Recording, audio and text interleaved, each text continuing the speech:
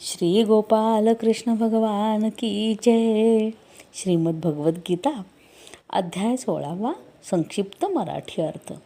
श्री भगवान म्हणाले, भयाचा पूर्ण अभाव, अंतःकरणाची पूर्ण निर्मळता, तत्वज्ञानाकरता ध्यानयोगात निरंतर दृढ स्थिती आणि सात्विक दान, इंद्रियांचे दमन, भगवान, देवता आणि गुरुजनांची पूजा, तसेच अग्निहोत्र इत्यादी उत्तम कर्माचे आचरण, त्याचप्रमाणे वेदशास्त्रांचे पठन पाठन, भगवंतांच्या नामांचे व गुणांचे कीर्तन, स्वधर्माचे पालन करण्यासाठी कष्ट सोसणे आणि शरीर व इंद्रियांसह अंतःकरणाची सरलता, काया वाचा मनाने कोणालाही कोणत्याही प्रकारे दुःख न देणे, यथार्थ व प्रिय भाषण, आपल्यावर अपकार करणाऱ्यावरही न रागावणे, कर्मांच्या ठिकाणी कर्तेपणाच्या अभिमानाचा त्याग, अंतःकरणात चंचलता नसणे, कोणाचीही निंदा वगैरे न करणे, सर्व प्राणीमात्रांच्या ठिकाणी निर्हेतुक दया, इंद्रियांचा विषयांशी संयोग झाला तरी त्यांच्याविषयी आसक्ती न वाटणे, कोमलता, लोकविरुद्ध व शास्त्रविरुद्ध आचरण करण्याची लज्जा, निरर्थक हालचाली न करणे, तेज, क्षमा, धैर्य, बाह्यशुद्धी, कुणाविषयीही शत्रुत्व न वाटणे आणि स्वतःविषयी मोठेपणाचा अभिमान नसणे, ही सर्व, हे अर्जुना, दैवी संपत्ती घेऊन जन्मलेल्या माणसाची लक्षणे आहेत. हे पार्था, ढोंग, घमेंड, अभिमान, राग, कठोरपणा आणि अज्ञान ही सर्व आसुरी संपत्ती घेऊन जन्मलेल्या पुरुषाची लक्षणे आहेत. दैवी संपदा मुक्तिदायक आणि आसुरी संपदा बंधनकारक मानली आहे. म्हणून हे अर्जुना, तू शोक करू नको, कारण तू दैवी संपदा घेऊन जन्माला आला आहेस. हे अर्जुना, या जगात मनुष्य समुदाय दोनच प्रकारचे आहेत, एक दैवी प्रकृतीचे आणि दुसरे आसुरी प्रकृतीचे. त्यापैकी दैवी प्रकृतीचे विस्तारपूर्वक सांगितले. आता तू आसुरी प्रकृतीच्या मनुष्य समुदायाबद्दलही माझ्याकडून सविस्तर ऐक. आसुरी स्वभावाचे लोक प्रवृत्ती व निवृत्ती दोन्हीही जाणत नाहीत. त्यामुळे त्यांच्या ठिकाणी अंतर्बाह्य शुद्धी असत नाही, उत्तम आचरण असत नाही आणि सत्य भाषणही असत नाही.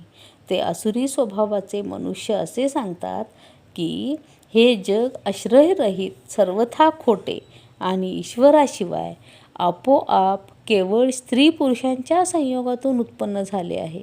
म्हणूनच केवळ काम हेच त्याचे कारण आहे, त्याशिवाय दुसरे काय आहे?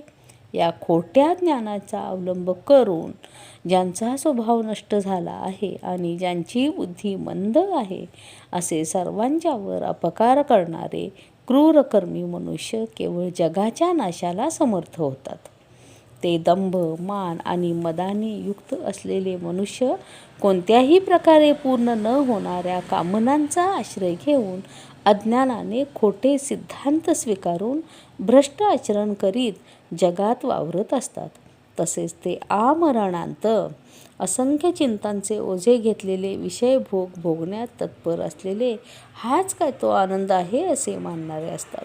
शेकडो आशांच्या पाशांनी बांधले गेलेले ते मनुष्य कामक्रोधात बुडून जाऊन विषयभोगांसाठी अन्यायाने द्रव्यादी पदार्थांचा संग्रह करण्याचा प्रयत्न करीत असतात.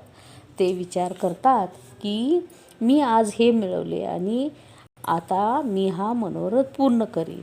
माझ्याजवळ हे इतके द्रव्य आहे आणि पुन्हासुद्धा हे मला मिळेल. या शत्रूला मी मारले आणि त्या दुसऱ्या शत्रूंनाही मी मारेन.